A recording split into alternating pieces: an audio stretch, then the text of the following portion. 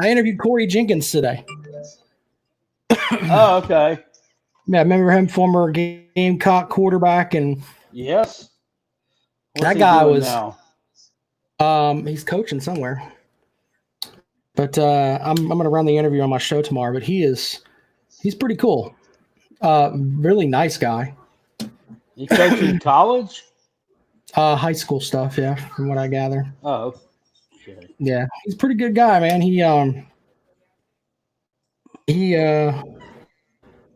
talked about, he was a first round draft pick in baseball, and then came back and played football.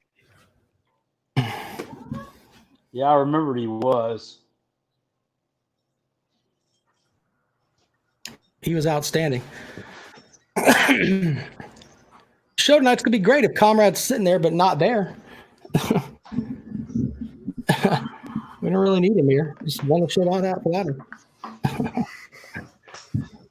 Yeah, he isn't here. What's up? What's up? All right. What's up, you guys ready to get started? Yeah, I'm ready. You guys ready to get started? Yes. Okay. Yep. Okay. Hit the record button here. All right, here we go. Welcome into the latest edition of the Rob, Comrade, and Cale Show. My name is Rob Sanders. I am your host. Represent the Clemson Tigers on this podcast. I have two co-hosts. Of course, we'll start with the Russian water boy. He is the Comrade, Mike Dobreski. Mike, good evening, sir.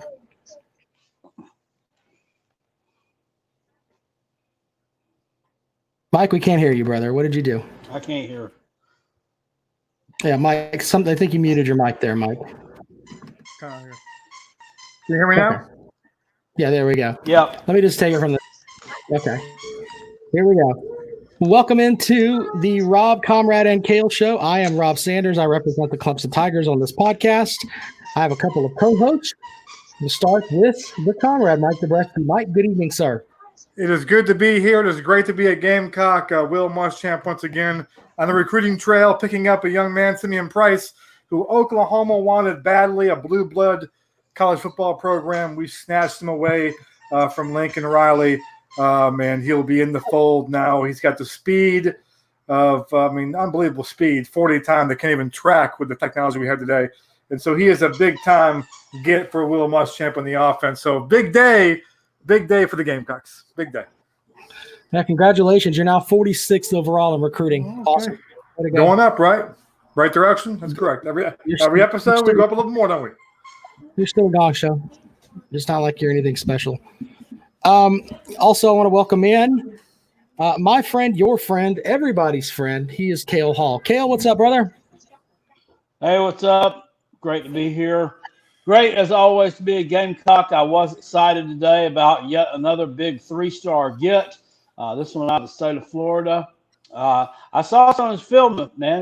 He looks better than 3-star to me, and that's not just homer talk. That's me being objective. He looked really good. He should be a key piece for the new coaching staff next year. So, way to go! Thanks, Boom. Hopefully he won't transfer. You never know.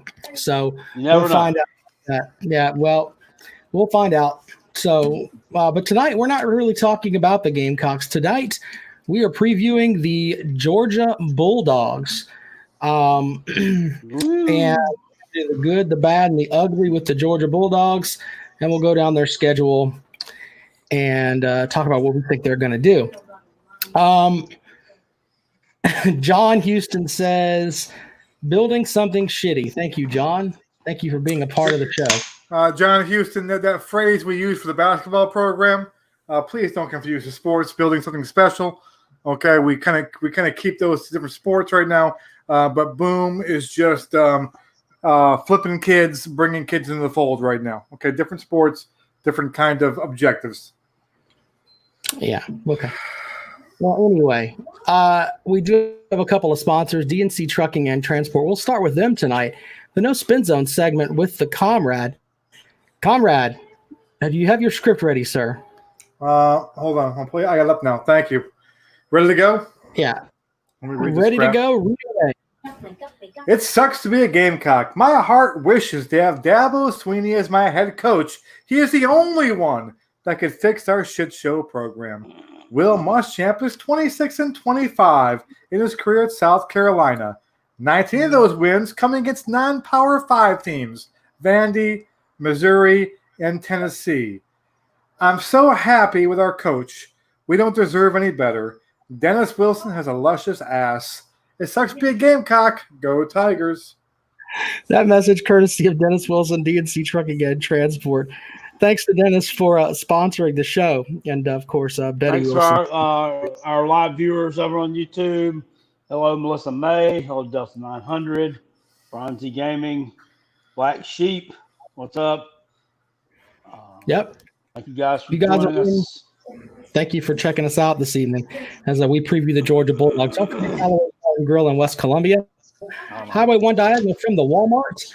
You can go by and have some wings, some beer, and a good time at Callaway's. Callaway'sBarandGrill.com. We're going to get into it tonight. We are previewing the Georgia Bulldogs. You know, I wanted to remind the Georgia fans before we got into it too much. Okay. The last time that Georgia won a national title, okay, was 1980. So it's been 40 years. This song, by the way, it's kind of ironic. The number one song in 1980 is this lovely little ballad from Queen, Another One Bites the Dust, which is pretty much what the Georgia football program did since 1980. Jack shit. So there you go with that. Anyway, I thought I would throw that out there. One of the number one movies that in that year was Urban Cowboy, which this is John Travolta pre-Scientology. Got robbed of an Oscar. Had Got robbed little of an Cale Oscar. running around in his cowboy. He did get robbed of an Oscar, but I am sure that if we get on the phone, we can find a picture of Cale Hall in a brush popper shirt and some painted on jeans and a nice big cowboy hat because Cale wanted to ride some bulls just because he's seen John Travolta, knocking out the bull riding and getting to run around with Sissy Spacek. So there you go with that. So that's the last time that Georgia actually did something that was actually worth a shit. Since then, you're not the dominant program that you think you are. But we are going to give you the floor tonight, and we're going to start with the good, the bad, and the ugly. Cale, do you have something good, bad, or ugly to say about the Georgia football program?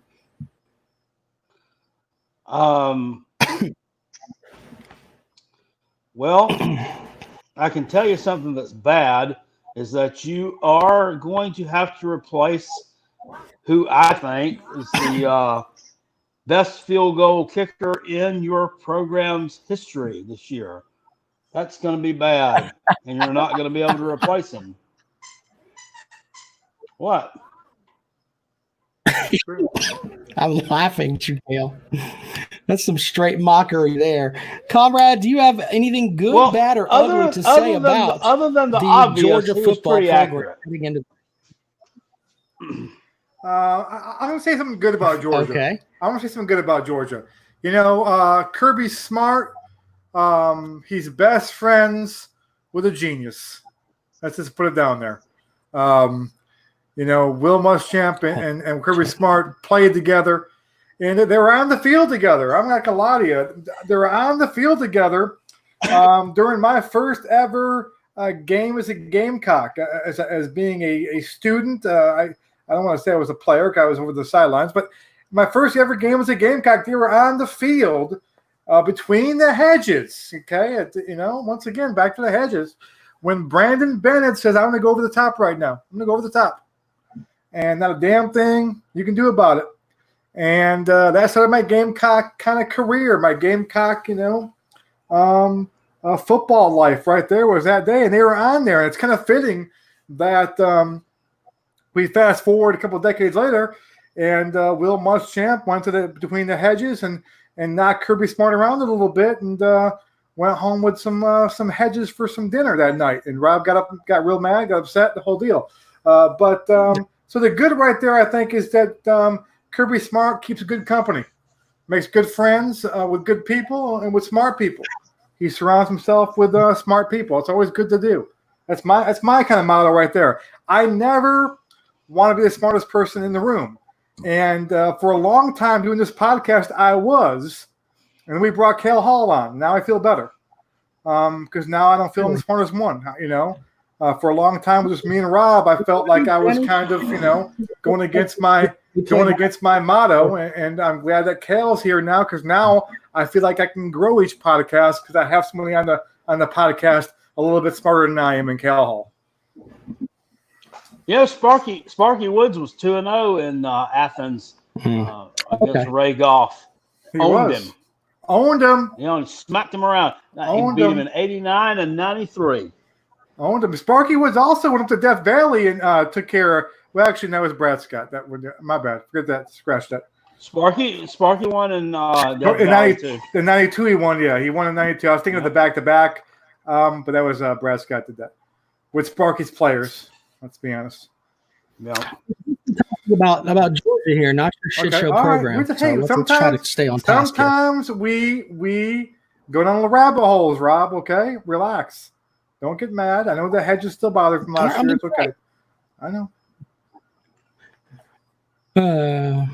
Anyway, I will say something good about Georgia. I think that this is the most talented team that Kirby Smart has had at Georgia, as far as top to bottom. I think they've got they're loaded pretty much everywhere. The secondary is going to be really good. The front seven is going to be really good. I wonder about them at quarterback because everybody and their brother just automatically thinks that Jamie Newman's going to step in and be just this world-changing quarterback, and I don't know. I don't know if he's going to do that or not. He might. Someone posted the other day that they think he's going to have a Joe Burrow type year. I'm like, slow down a little bit. Let's slow down just a little bit, okay? Let's not get nonsensical here. That's what I'm saying. Just, slow down a little bit. But, yeah, I think that this is the most talented team he's had there. Now, he can't win the big one. He hasn't won the big one yet. So, that's an important thing. So, and until he does, then he's going to get shit for not taking home the big one. So I want to call out some comments real quick. Usually the comments on here are pretty dumb. I'm going to be honest with you. When I look at the comments on our podcast, 95% of them are pretty dumb. But Melissa May, bucks the trend. I'm not sure who Melissa May is. I haven't seen her on this before. But Melissa May with a great point. Mac Jones is better than Jamie Newman.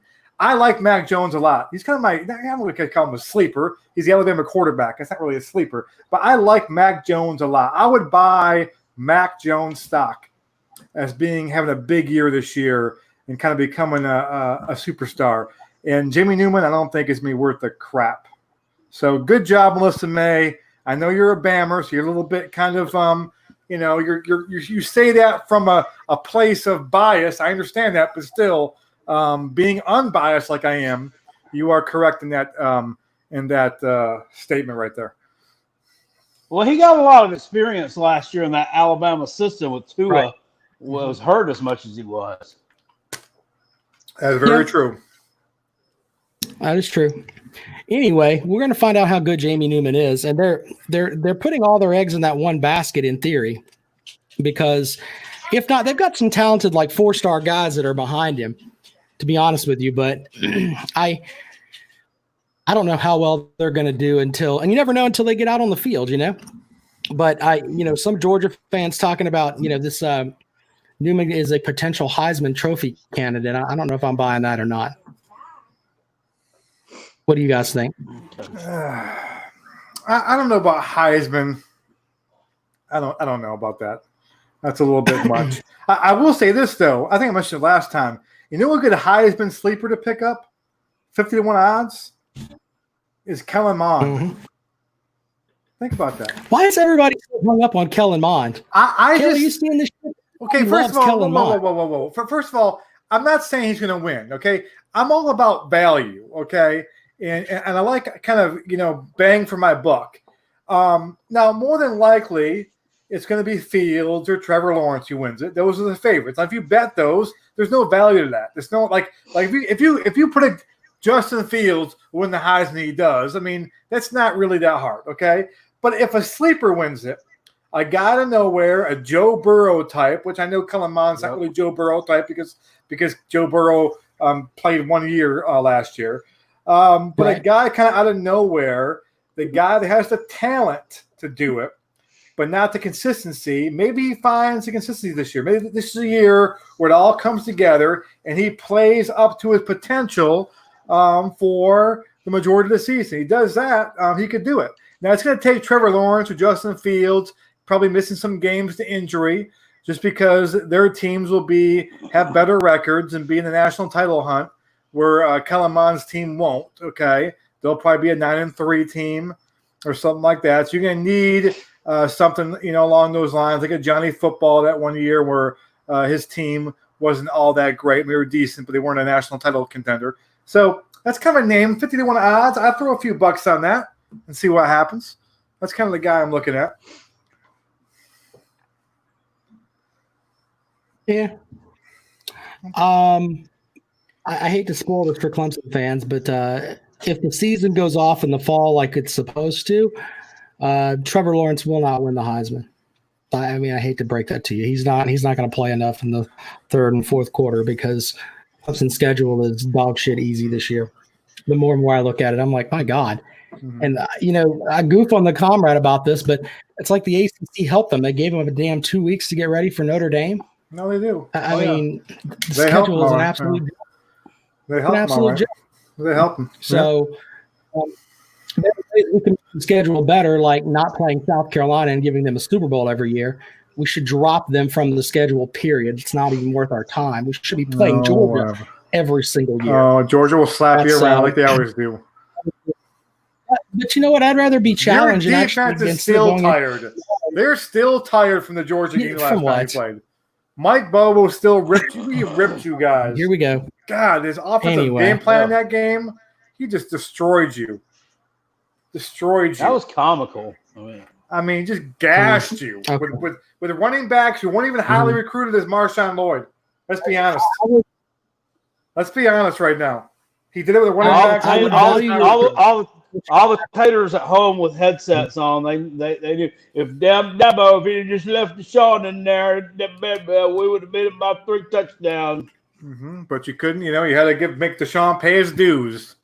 I wonder why. Yeah. Anyway, since you guys can't get Clemson out your mouth with a set of balls, you guys are worse than we are annoying Rob. Rob's got his annoyed look. He's annoyed as hell. He's like, God, Jarrett.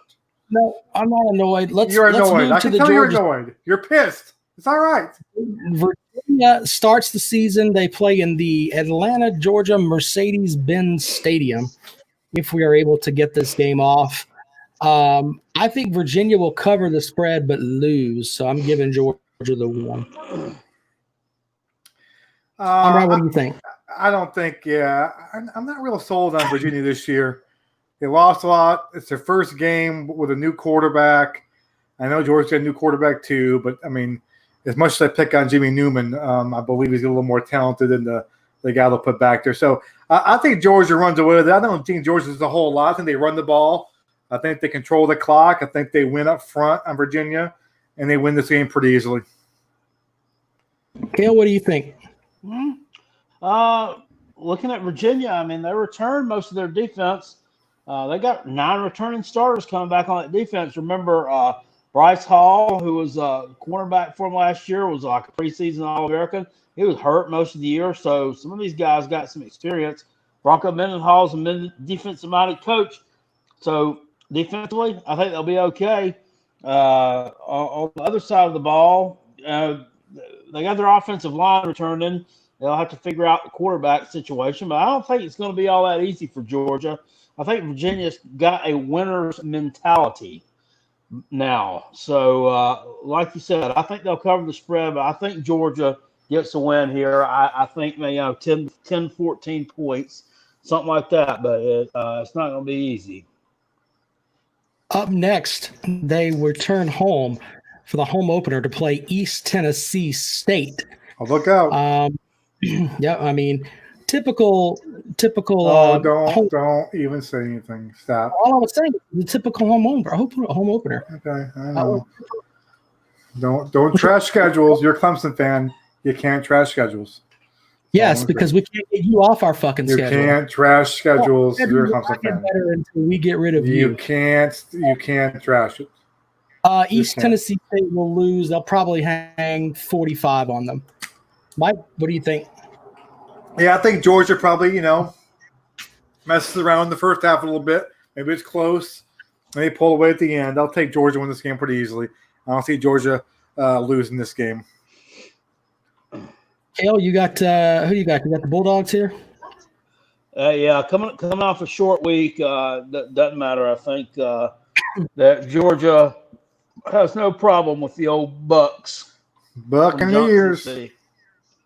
I wonder if they can jump out big on Virginia, if they're not going to show much of their offense for Alabama, because they don't have to show anything with the East Tennessee State game, but that's going to be a big thing too. If they have to go balls out to beat UVA, then we'll see how that goes. I don't see them jumping out on them like that though. So. I don't either. I think Virginia's defense is solid. So up next on September the 19th, they head to Alabama. I think that Alabama is going to be special this year. I think Georgia's going to be outgunned.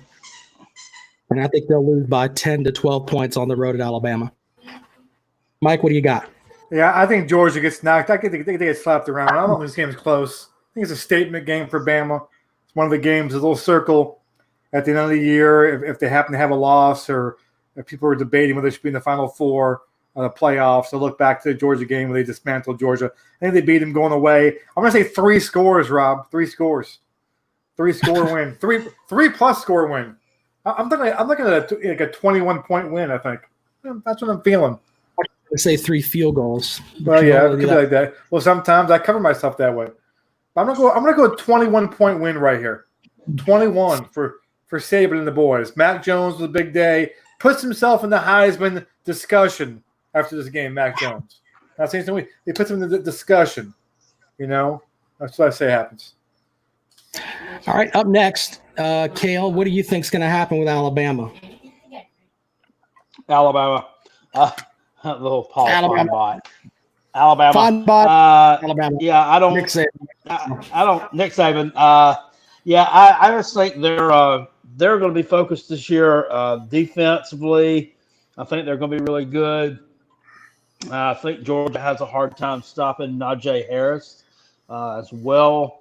So in Tuscaloosa, give me the Crimson Tide to win that one by a couple of 3 scores there fairly easily. And Georgia goes 2-1 on the year. All right, so up next they play Louisiana Monroe. I mean, this is a non-conference game. I don't think they're going to have any problem with what are they, the Warhawks or whatever the hell they are down there. That's what Florida State thought last year too. That's right. They had that receiver line up backwards.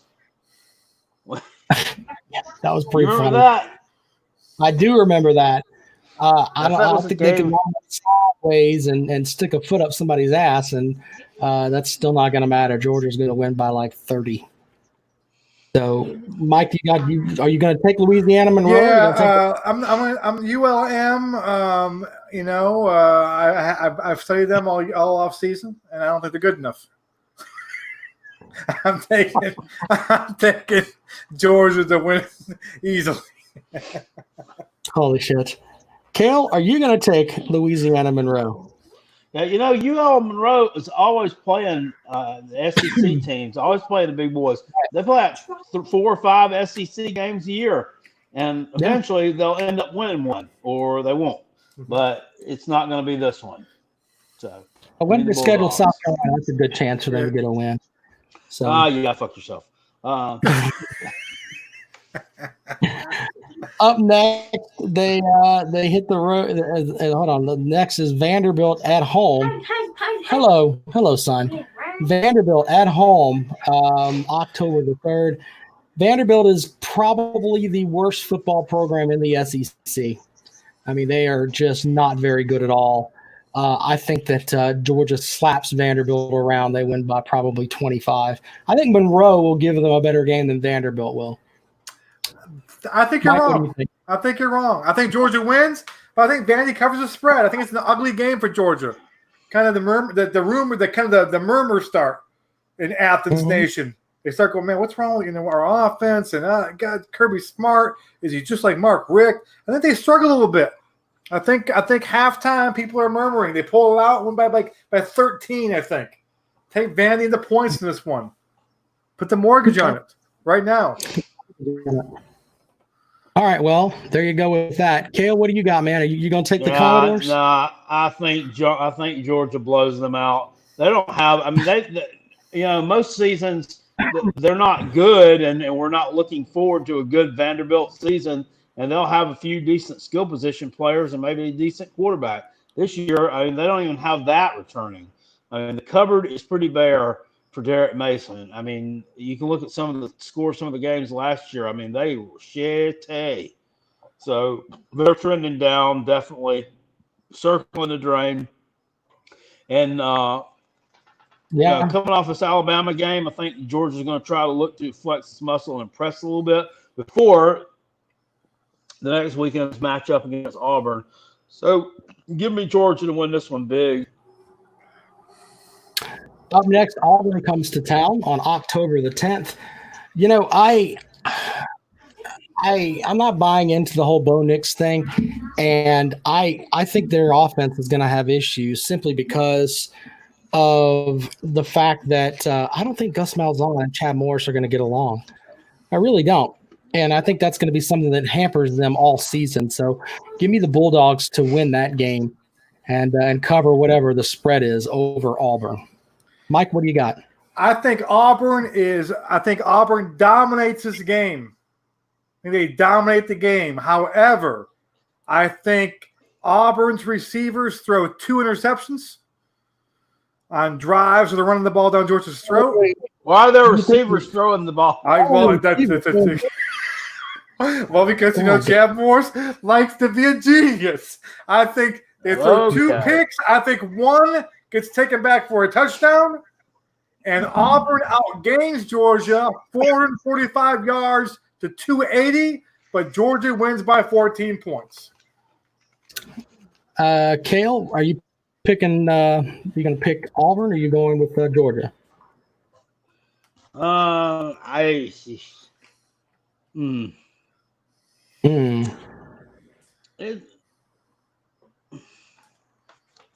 Let me look at something.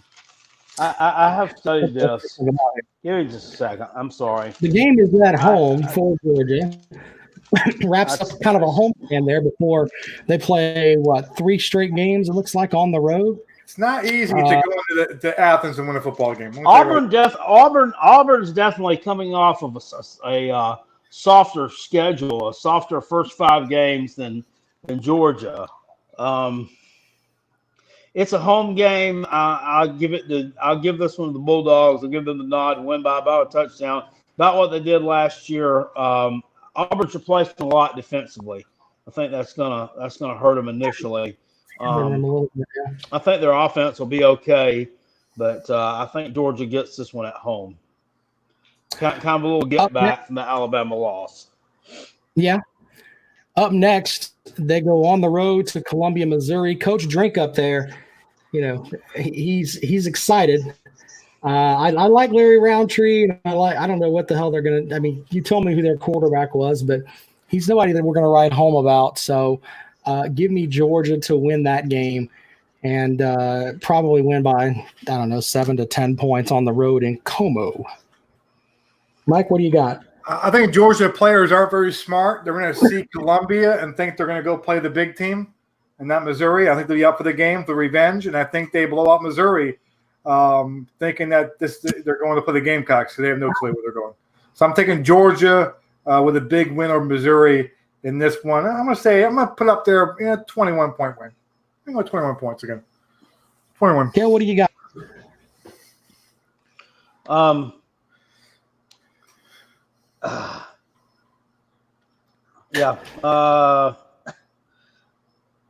This is just a tough one for me because everybody, everybody just assumes Missouri's not going to be shit. And they put them down there with Vanderbilt, but they've got some decent players returning, especially on the defensive side of the football. I'm not so sure that they're going to be the pushover that everybody thinks they are. Yeah, I think this could be a tight game, dude. I think that Georgia wins this one, but I don't think they'll win by much. I really don't.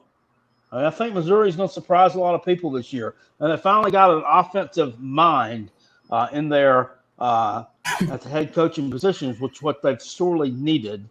And man, I'm just interested to see what he does with some of those weapons they got. I'm telling you, that quarterback they got is going to be good. I mean, he came from TCU. He got injured, and then never was really a factor much after that. But, I mean, Gary Patterson at TCU is a good coach. I mean, you know the kid's got to be coached up pretty good. I bet he'll be decent. Yeah. I bet he will. It may be decent, but I just don't – I think that the secondary is too much for Georgia, and that front seven should keep Roundtree in check, in my opinion. So I think that they'll go up to Como and they'll get the win. Up next is they don't call it the world's largest outdoor cocktail party anymore, but that's what it is. Halloween weekend, they play in Jacksonville as they will play the Florida Gators. Last year, Georgia won 24-17.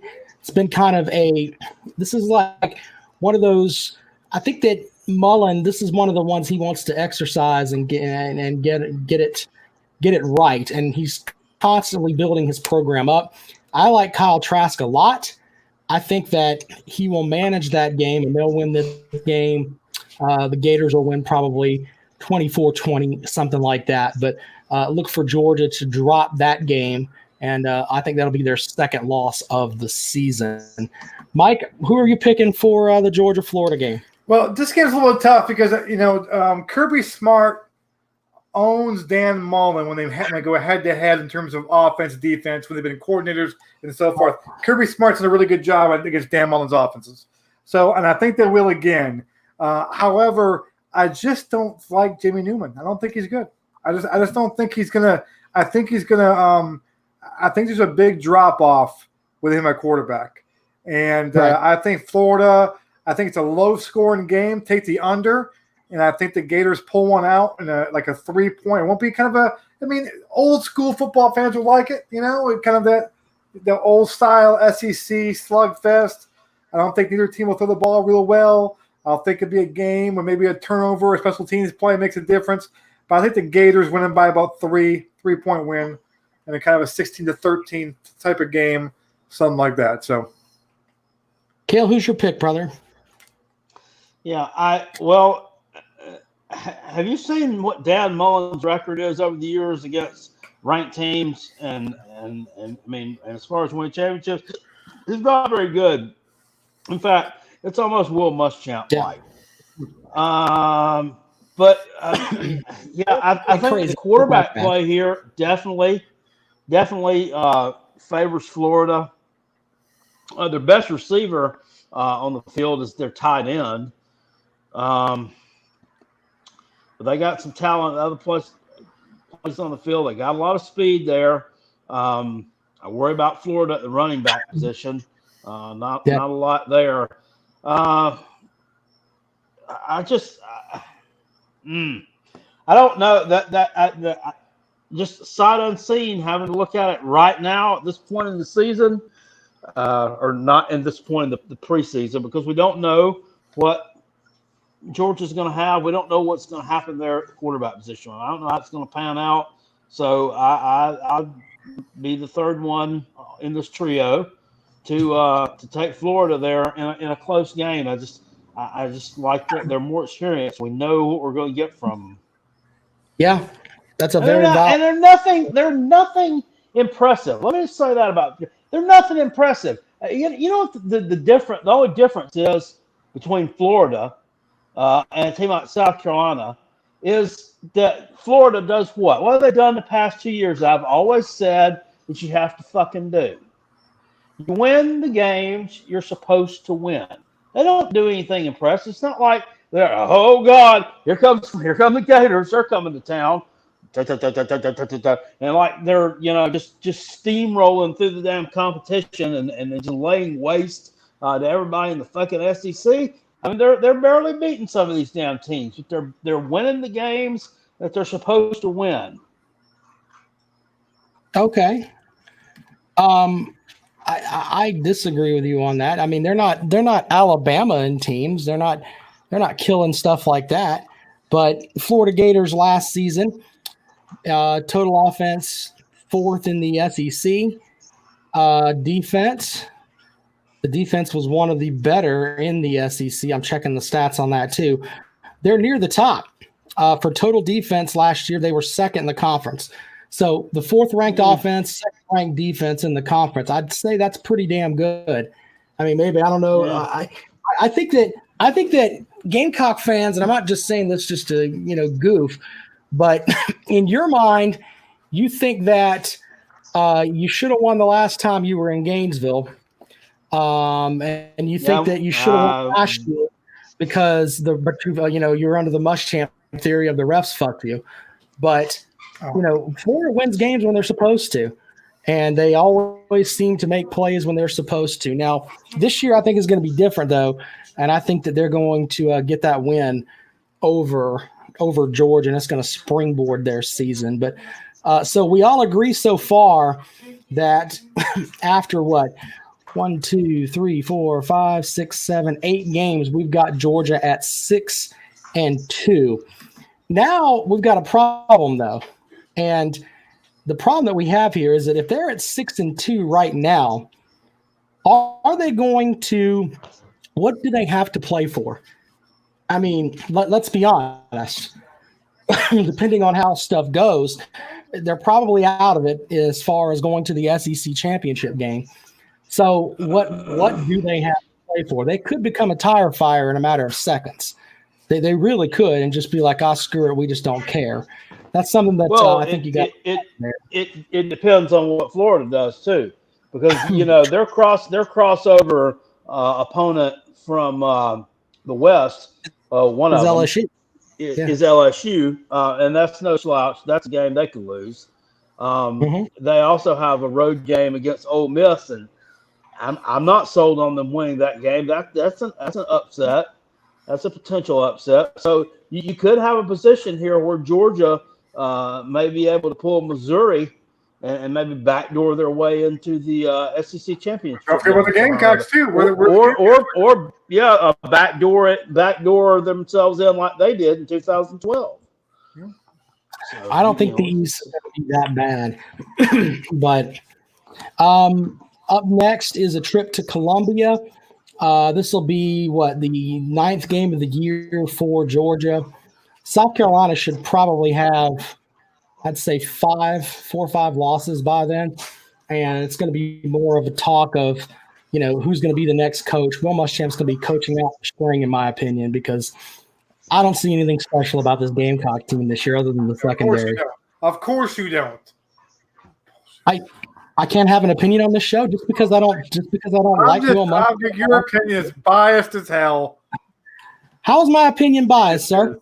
Tell me what's so good about South Carolina. Tell me what's so special in South Carolina. Don't worry. You're mad. You're angry. You're pissed. I'm not pissed off.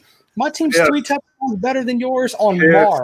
We could play on You're Mars angry. South Carolina. You're angry. You're still angry with the Hedges. The Hedges still bother you. You were livid for 2 months afterwards. I'm into South Carolina, and I think they're going to beat the freaking brakes off of the Gamecocks. And Comrade's going to come on here on Sunday. Cale's going to be pissed off, and he's going to be bitching off the new coach. And Comrade's going to be like, we should still be on the Muschamp train. And it's a bus. It's a bus, not a train. I don't ride trains. I'm on the bus. Please get your damn analogies correct, please. I know what my analogy bus. I don't know the train. South Carolina gets blown out. It's not 1935. You want my expert opinion on this? Are you taking Georgia or South Carolina? Can I explain? I mean, can I explain my thing or just give me an answer? Okay, here's the deal. And unlike Rob, I'm unbiased. Okay, I don't sit there and like cherry pick my team and here's the teams I hate, all that stuff there too. Okay, do I think we can win the game? Do I think we can win? Of course, I think we can win. We have Will Muschamp and we have Mike Bobo. We have a new offense, and I think we're going to run the ball, and I think we're going to be in the ball game. I think we're going to outplay Georgia in this game. I think we're going to outplay them, but I think we lose. I think we lose. Maybe in a bad call, which will probably be bad on Sunday. Maybe on kind of a special teams play. I think Georgia gets the revenge in more ways than one. Last year, I hate to admit it, while we deserved to win, at the same time, we got a bunch of good breaks in the game. Okay, we got a bunch of breaks. Things went our way. Missed field goal by the great kicker. Great defensive play in terms of interceptions and bringing one back for a pick six. Okay. So, things went our way. I think this year we actually play better than Georgia, and I think we lose, though. I think we lose a tight one, a tough one, a game that Gamecock fans will be mad on Sunday, go, man, we had them. Kind of like our loss to Florida the last couple of years, kind of like that loss. So I'm going to take Georgia to win, but barely. They're going to be scared of the time. They're going to escape. It's an escape win, and that'll be our second loss of the year, I believe. That'll be loss number 2 for us. You're dumb. Cale, are you taking the Bulldogs or the Gamecocks? Yeah, I'm sorry. I have to go with Georgia in this situation. This year, I'm just very concerned about the offensive side of the ball. I just don't think we're going to have the Jimmies or the Joes to compete with some of the upper echelon teams in the SEC. I mean, I can see us giving it a good effort and losing by 14 to 17 points. So, yeah. All right, up next for the Georgia Bulldogs, after they come to Columbia and smack them around, they go home to play the Tennessee Volunteers. I think that Tennessee will be jacked for this game. If this game was in Knoxville, I might pull the upset trigger here, but give me Tennessee to lose here. I think Georgia's just going to run the ball down their throat. It'll be a nasty game, but they'll never be in doubt. Georgia wins by 7 to 10 points. Mike, what do you got? Once again, Georgia destroys Tennessee. Tennessee, I believe, will be in tire fire mode at this point. They'll be, looking at John Gruden sightings in Knoxville. By that point, Johnny Gruden coming to town. He's going to save us. So Georgia wins this game by about 17 points. Not close. Cale, what you got? Yeah, I'm going with the Bulldogs in this one as well. I don't see Tennessee's defense being able to really to stop Georgia. I think Tennessee may be able to score on them a little bit, but in the end, I think you'll see another multiple touchdown beatdown, 42-21 type game, something like that. Where the scrubs are playing in the fourth quarter for Georgia. So give me the Bulldogs. All right. Then they go on the road to Kentucky. Kentucky's defense, I think, will show up. And Kentucky's always a tough out up there in the land of Big Blue. But this game, I think, could float either way. But I'm beginning to feel like Cale that touchdown Terry Wilson is not exactly a good player. And he hasn't really done anything that can make you say, you know what, I'd like to bank on that guy, and that's the guy that I want leading my SEC team. I don't think that he's that good, and I think that Kentucky's going to try to run the ball a good bit, and they're going to use the ball control thing to keep the game close. But I think Georgia will pull away late, and they'll win by about 10 to 12 points. So give me Georgia picking up the win on the road at Kentucky. Mike, what do you got? That's the first thing you said all night that made sense. That's kind of what I was thinking too. 10-point game, kind of a tough game that Georgia pulls out. So, you got some common sense in your brain at about, what time was it? 10:18 at night. So good job by you, Rob Sanders. Georgia by 10. The spread's probably be about 9.5 in that range. Maybe 12. but take the Georgia by 10 over your Kentucky team that made you go bald last year. Yeah. All right, Cale, what do you got? You got Kentucky, or you gonna go with the Dogs? Yeah, I think Kentucky will play well. I think, like I said, their defense will keep them in this game, but Georgia just a little too much firepower at the end. We're getting down to the end of the season here, and I think they'll take the win there. They kind of own Kroger Field. It's been a long time since Kentucky's knocked Georgia off. Yeah, and they got also in their arsenal there at Kentucky. They got the transfer from Auburn, Joey Gatewood, who was the runner-up to Bo Nix. He lost out on that starting position. And I'm assuming he's eligible to play this year. So you may see him by this point in the season. I mean, Terry Wilson could be over there holding the clipboard somewhere. Touchdown, Terry. That you might be right about that, Cale, and that could be a transfer that makes a lot of sense. Cale, real quick, is it Kroger Field or is it Winn-Dixie Field? It's Kroger Field, isn't it? Okay, that one's Kroger Field. Okay, all right, I didn't know. Because I know of people who claim they go to Winn-Dixie in South Carolina back in 2009 and walk through stores. I was just making sure I was getting my names correct. Oh, yeah. Yeah, I told you that's where Steven Garcia used to buy his suitcases at when he was still underage. This is an inside grocery store joke from Zach Celentano. Mm-hmm. So Kentucky, by the way, has lost 10 straight to the Bulldogs.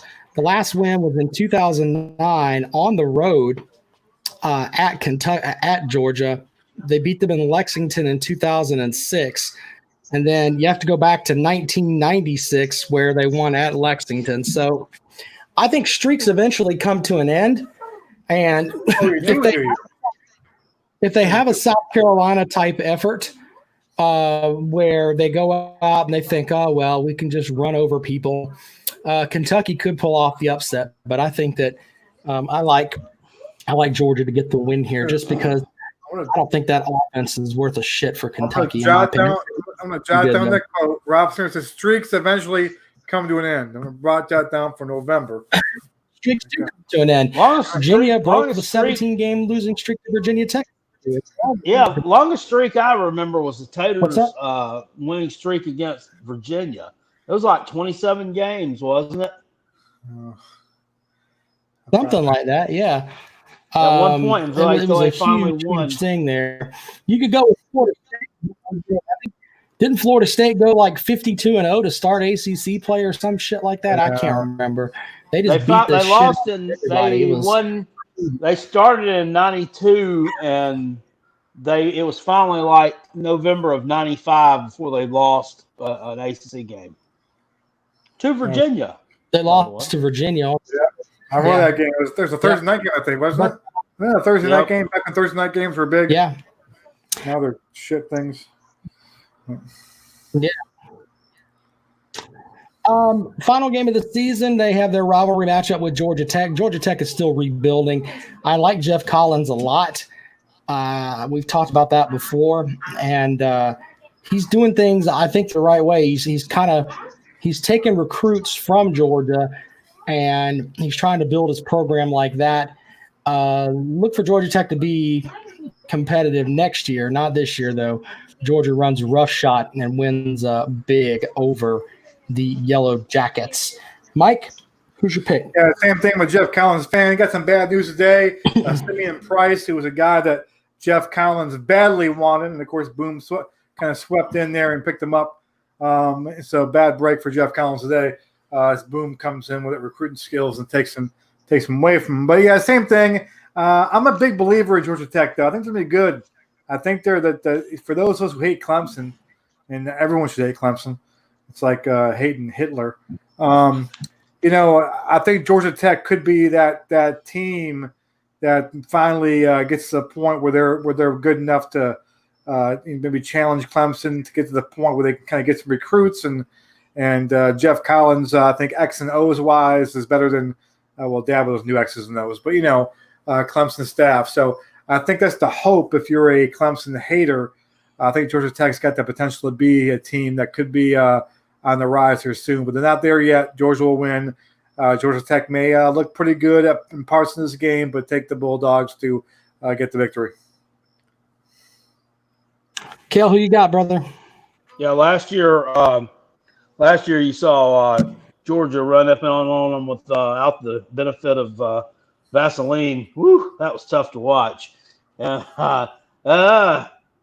This year, coming into the Georgia game, Georgia Tech 2 weeks before, they got Notre Dame, and then before Georgia, the week before that, they got Miami at home, a game which I don't know what side of that you fall on. Could be problematic for them there. So it could be a little bit beat up. I think that Georgia gets the win here by about 4 touchdowns. I don't think it's quite the bloodletting that it was last year, and I think Georgia Tech kind of closes the gap here just a little bit, but not enough for it to make a difference here. In the end, we see Georgia getting the win in the whatever they call that rivalry. Oh, good old-fashioned hate. That's what they call it, Cale. That's interesting. Yeah, that's right. I'm serious. That's what they call it. I'm not making that up. Good old-fashioned hate. I know. I knew that. Yeah. It is funny, though, when you think about it. So we all have them at 10-2, which isn't that bad of a season when you really stop and think about it. But it's not what Georgia fans want. Georgia fans are thinking we're going 12-0. I just don't see it. I wanted to run back with you guys. If you had to pick an upset, where like the South Carolina game last year, which game would you pick? My pick would be. I'd have to say Auburn and then Kentucky. But I think the ball has to go right both ways. Auburn's got, I think, the best chance, but Kentucky's also at home too. Would you call if Auburn beats Georgia, is that going to be like a shocking? Like that's not going to shock me. I don't think it's the same level of it. Like if you know, I'd be mildly surprised, but we'd be like, oh my god! Like last year, the Gamecocks beating Georgia. That was like a huge, like we were kind of, man, how would we do that? But Auburn beats them. I mean, I can see how Auburn could beat them. I mean, Bo Nix. I'm not a big Bo Nix fan, but he can have a good game. He can have one of those games where he's just on that day and he gets pumped up and gets confident early, and all of a sudden, you know, he has one of those games. And Auburn's got enough talent where they can up front, where they can knock Georgia around for a game. So that wouldn't shock me. So I wouldn't put them in that thing. You know, I'd probably lean more towards the Gamecocks doing it again, or Missouri maybe doing that. I'll lean more to that than that. I don't think Auburn's in that category. All right. Well, Cale, do you have a potential upset? Rocky Top, you'll always be a piece of shit to me. Thank you for that, Cale. You're hilarious. All right, so there we go. Words, actual lyrics. In case you have something else. We've got them at 10-2. Do you guys want to take some calls this evening before we wrap up? Only from smart people. Only from smart people. Let me get the phone system going here. Mike, can you answer Mikey Bridges' question there that I've got in the Can Cameron explain how Newman's a drop-off compared to who? Compared to Jake from State Farm. Jake Fromm. Okay, here's the thing. I'm going to tell you, Georgia fans, this real clearly. I know you all think Jake Fromm is crap now. Okay? Trust me, he's better than Newman. In about week 6 or so, you're all going to be like, man, I wish we had Fromm back. I miss Fromm. I miss him. Trust me. Now, I know you said earlier he's more mobile. He can extend plays. Yeah, it's true. But he also doesn't have the arm that Fromm has. He doesn't read defense like Fromm does. He's going to make mistakes. You guys are not going to be a good passing team in terms of what you were last year. Okay, so trust me. You guys will miss Fromm this year coming up. You will miss him badly. Well, as I'm setting the phone up here, we'll go ahead and head out to the phones. And you can hear the phone ringing there. Good evening. Welcome into the show. What's up? Hello. Oh, hold on.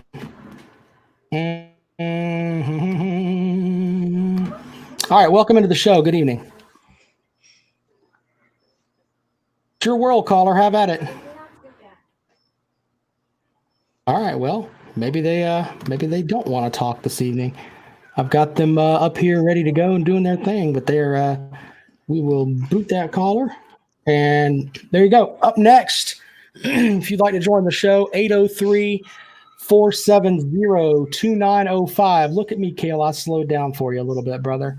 I know you giving me grief about going real fast last week, but let's see if this gentleman will answer the call now. Good evening. Welcome to the show. Hey, good evening, Joe. Fan. What's up, Freddie? How are you? I'm doing great, man. I got a prediction on the Georgia shit dogs. The shit dogs. Cale, that's a great name for them, right? That'll work. Yeah. All right, what do you got for me? I think this is the year it all finally catches up to Georgia. I think Georgia goes 0-12. I think they have to forfeit every one of their fucking games. I think after the season's over, they're going to see the death penalty because the shit they're throwing over there is not fly.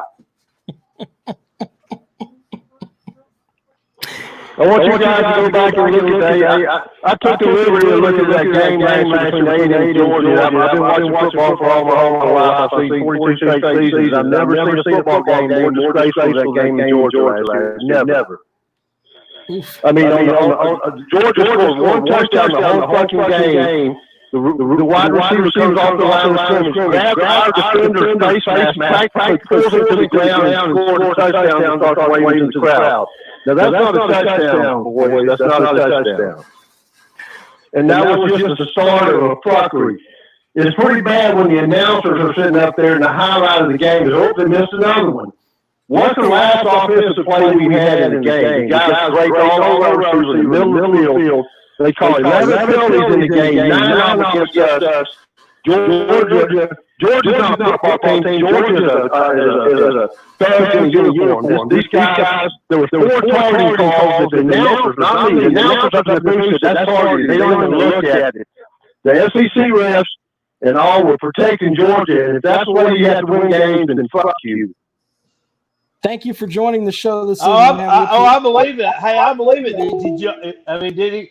You also know, it's legal, or it was last year in mid-October anyway, for a Florida wide receiver to just reach out and grab a hold of the South Carolina defensive back and just run down the damn field with him. But that's not offensive pass interference. No. No. You can also get your stance early too. You can move in the line for the ball snap. That's fine. I like how he said Georgia is a fuckery. We've never had a team referred to as a fuckery. So football field fuckery. On is coming through the phone. He held Izzy bad, Connor Johnson says. Dennis says I need to hang up on the guy, which I did. Tony says they're going to beat the chickens bloody. Whatever. 803-470-2905. You Georgia fans want to get in the mix and respond to the man from Texas A&M that called you, quote, a fuckery. Somebody said he sounded like he was in a tunnel. Look, he's from Texas. He was in an oil well. That's right. So that's what the deal was with that. I'm changing my mind. We're beating Georgia. They're 9-3. We're beating them. Screw it. We're beating them. There you go. We're going to run down their throat. Fullback you. Right now, Mike Bobo is going to show them what they're missing. Give them a taste of their own medicine. Going to beat them. You know how many carries your fullback that you got has in his career, Mike? I don't give a shit. Doesn't matter. Okay? All right. Well, I know I don't. I don't. But he's been blocked. I can tell you, running the ball. It's he's 12. the ball in the backfield. He's been doing it all. Okay, Moose Johnston incarnated, Tom Rathman style. Okay, and behind him we've got Emmett Smith / Roger Craig. For all you youngins don't know who those guys are, Google them.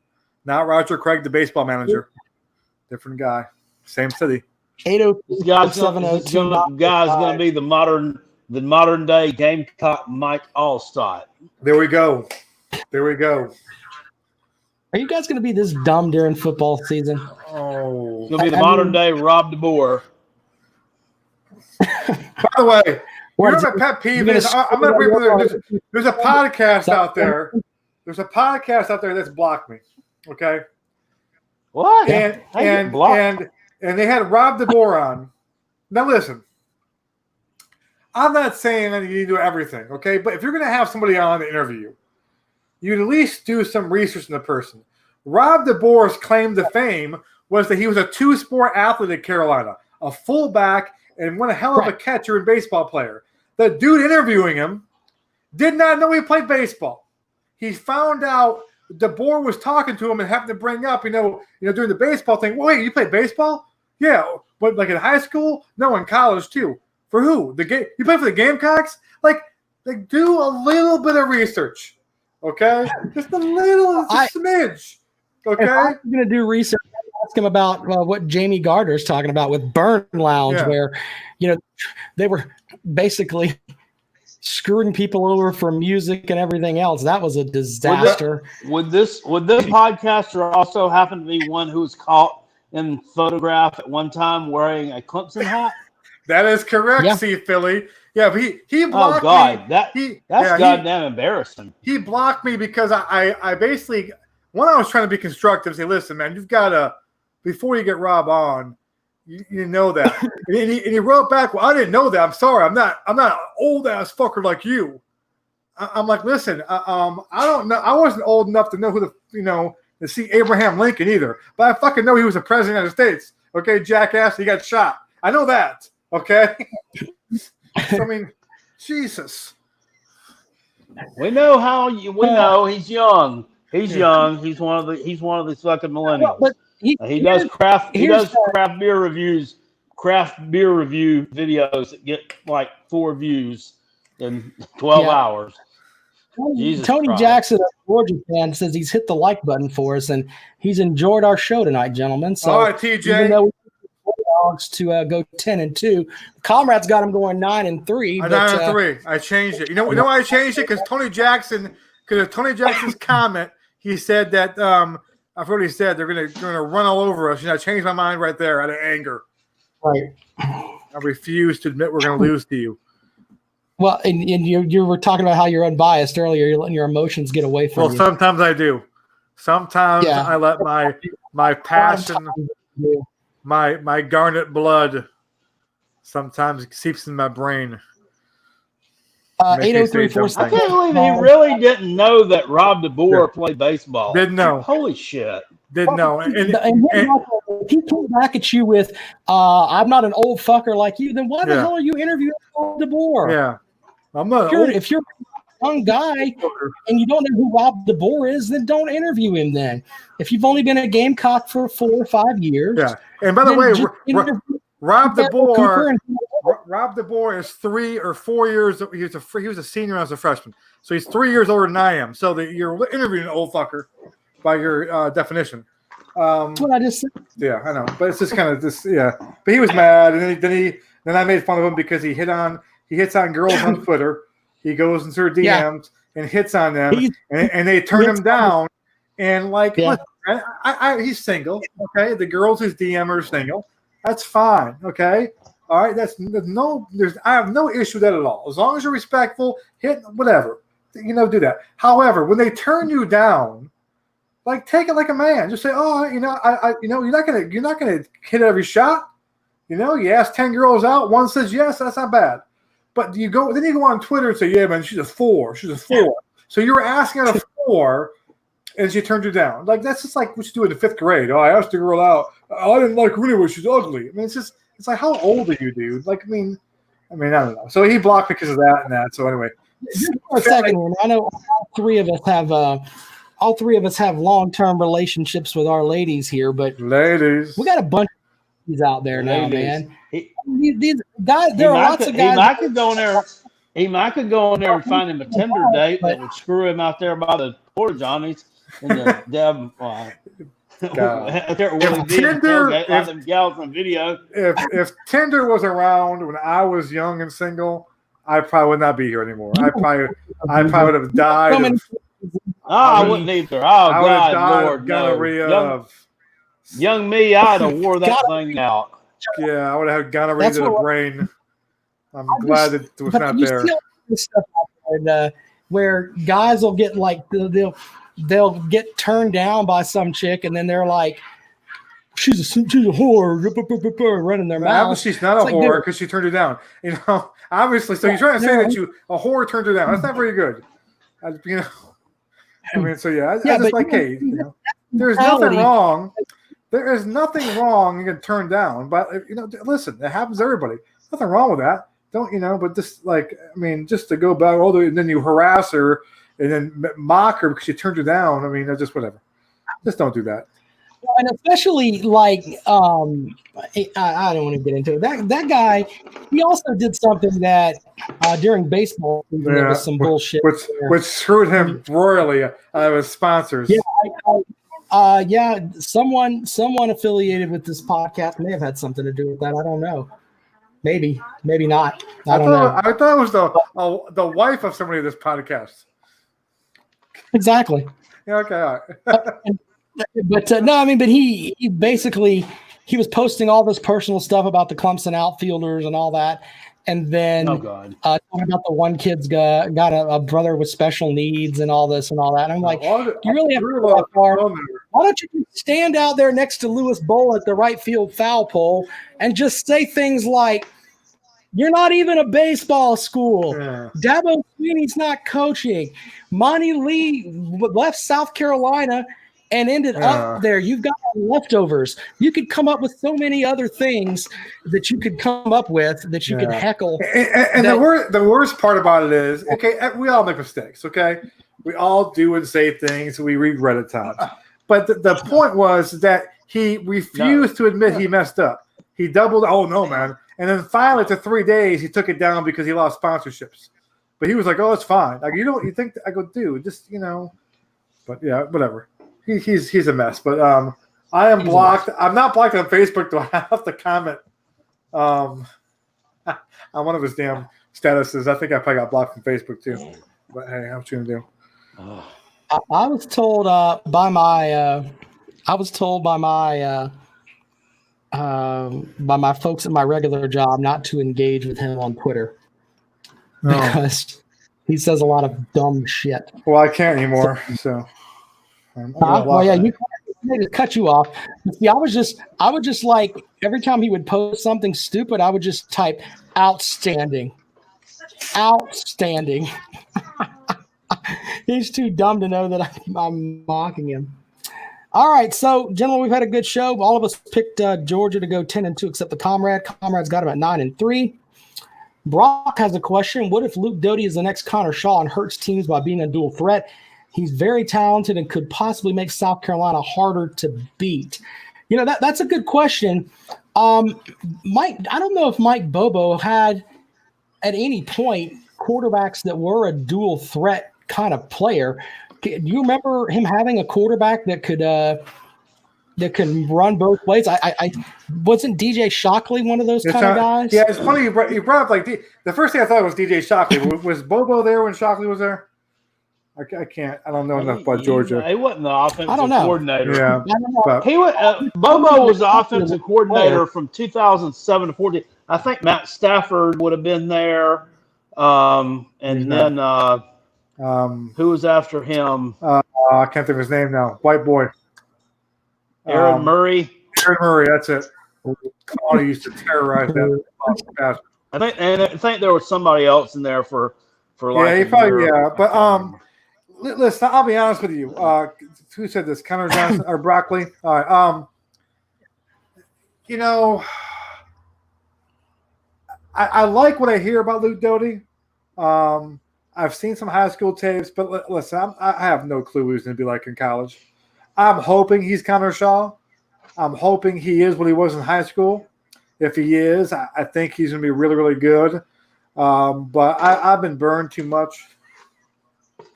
Going back to Brandon McElwain, and I mean, I just so I'm in a wait and see mode. I'm hoping he is what everyone thinks he is. He's apparently a real good kid. On top of that, a good leader, a worker, kind of all those things we think of Shaw. So I'm hoping he is, and he definitely would make it tougher. I think in this day and age, a dual threat quarterback is huge. I mean, you think about Connor Shaw in those Clemson games, and Rob will tell you, a lot of time, be 3rd and 6, 3rd and 7, and he drops back and no one's open. He just finds a little seam, busts through it, picks up 8 yards, and moves the chains. And I can imagine. I know I've been on the other side rooting for Gamecock teams against quarterbacks like that. Right. And Deshaun Watson did that stuff too, and it's just demoralizing because you actually played well on defense that play, covered the receivers, okay, did everything you're supposed to do, and all of a sudden the quarterback just makes a play against the linebacker, which and is kind of an unfair matchup there. So yeah, if he is what he is supposed to be, I think it will be really good. I'm not sure he'll be ready this year. Who knows what will happen? With Bobo and Helinski and all that stuff there too, but hopefully he is what they think he could be. If I were trying to be on the optimistic side for you here, if I were Mike Bobo, I would treat this season as a jumping point, meaning that if you could go out there and get the offense moving a good bit and just show some potential, you may end up being the head coach for South Carolina when they get rid of Muschamp at the end of the season. So if I were him, I'd try all kind of stuff, man. I'd run the 2-headed quarterback system, and I would do all kind of things just to keep people off balance. And the whole Riverboat Ron Rivera, man, just the Riverboat Bobo, man. Go out there and all right, we're gonna throw passes with our halfback or what the fuck ever. I mean, do whatever you want, but that's what I would do. But I don't. But under his normal set, though, I don't know if he really does a whole lot as far as quarterbacks making plays with their feet. I mean, he wants the running backs and the fullbacks to take those carries on the ground if they can. From what I remember, maybe I'm off. I don't know. Sunday. What do you guys want to preview on Sunday? What's our next team? We're going to go back to the ACC. Cale, we'll let you pick. Which team from the ACC do you want to – actually, you pick this one. Comrade, you pick the ACC team for Sunday. ACC team.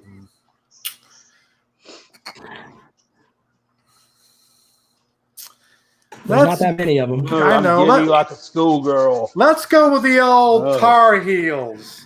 Let's go with the Tar Holes. Everyone's darling this year.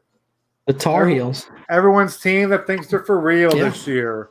Look out for the Tar Heels. Let's do that. I can't tell you how excited I am. All right, well, let's do that in honor of Dean Smith and his gigantic head. You just pissed in Cale's cornflakes.